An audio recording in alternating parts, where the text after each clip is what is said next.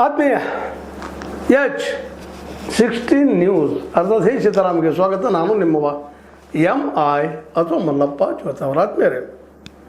ಈಗಾಗಲೇ ಸಾಕಷ್ಟು ಮೀಡಿಯಾದಲ್ಲಿ ಚರ್ಚೆ ಆಗ್ತಾ ಇದೆ. ಮೋದಿಯವರ 12 ವರ್ಷಗಳ ಆಡಳಿತದ ವಿಮರ್ಶೆಗಳು ನಡೀತಾ ಇದ್ದಾವೆ. ಗೋಧಿ ಮೀಡಿಯಾ ಅಂತೂ ಭಾಳಷ್ಟು ಇವರು ಯಶಸ್ವಿಯಾಗಿದ್ದಾರೆ, ಶ್ರೇಷ್ಠ ಆಗಿದೆ, ಹಾಗೆ ಹೀಗೆ ಹೇಳ್ತಾ ಇದ್ದಾರೆ. ಇರ್ಬೋದು ಅವ್ರ ದೃಷ್ಟಿಯಲ್ಲಿ. ಆದರೆ ವಾಸ್ತವವಾಗಿ ಏನಾಗಿದೆ, ಅದರಲ್ಲೂ ನಿಜವಾಗಿಯೂ ನೆಹರೂರವ್ರಿಗಿಂತಲೂ ಹೆಚ್ಚು ಅವಧಿಯವರೆಗೆ ಆಳಿದಾರ. ಅವರು 16 ವರ್ಷ ಆಳಿದ್ರಂತದ, ಇವರು 12 ವರ್ಷ ಆಳಿದಾರ. ಹೋಗಲಿ, ಒಂದು ಸಹಜ ಲೆಕ್ಕ 47ರಿಂದ 57, 10, 62 ತನಕ ಎಷ್ಟಾಯ್ತು ರೀ?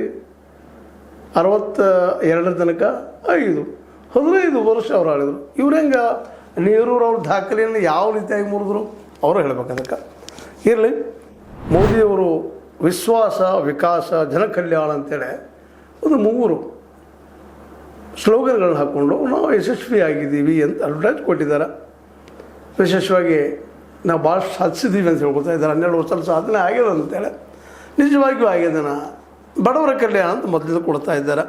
ಅದರಲ್ಲೇ 81 ಕೋಟಿಗೂ ಹೆಚ್ಚು ಜನರಿಗೆ ಪ್ರತಿ ತಿಂಗಳು ಉಚಿತ ಪಡಿತರ ಕೊಡ್ತೀವಪ್ಪ ನಾವು ಅಂತ ಹೇಳ್ಕೊಂಡಿದ್ದಾರೆ. ಅಂದ್ರೆ ಈ ದೇಶದಲ್ಲೇ 81 ಕೋಟಿ ಬಡವರಿದ್ದಾರಪ್ಪ. ಅದರಲ್ಲೂ ಏನಪ್ಪ ಅಂದ್ರೆ BPL ಕಾರ್ಡ್ ಹೊಂದವರಿದ್ದಾರೆ ಅನ್ನುವಂಥದ್ದು ಇದರಿಂದ ಸ್ಪಷ್ಟ ಆಗ್ತದೆ. ಅಕ್ಕಿ ಕೊಟ್ಟರು, ಹೊಟ್ಟೆಗೆ ಅನ್ನ ಹಾಕಿದ್ರು ಸರಿ, ಆದ್ರೆ ಬಡತನ ಹೋಗ್ತೀವಿ.